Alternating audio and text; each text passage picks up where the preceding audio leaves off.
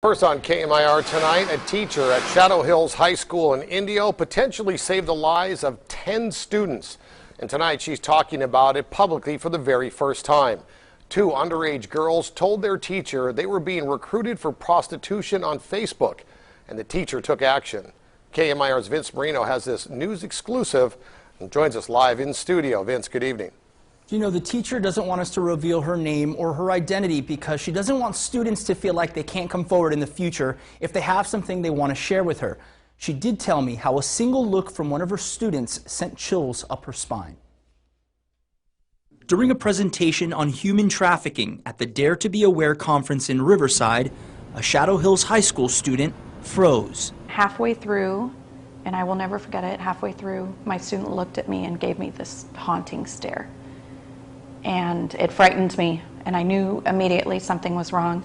The teacher and her student stepped out of the presentation and went into the hallway. And I said, "Oh my gosh, what's wrong? What do you need to tell me?"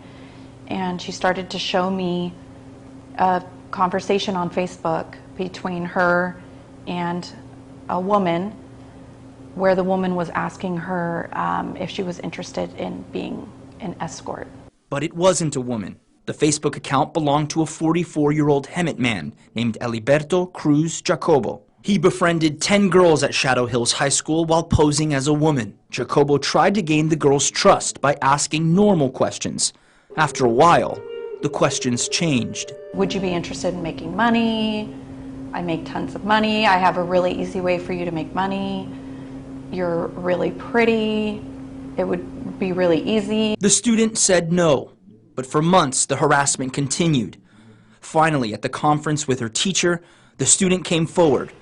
After overhearing the conversation at lunch that day, a second female student came forward, both underage. Within 3 days, a detective showed up at Shadow Hills High School and conducted a full-scale investigation. They were not onto this man. They had no idea what he was up to. He had been up to it for 10 years. With their testimony in court, Jacobo was found guilty on 60 felony charges.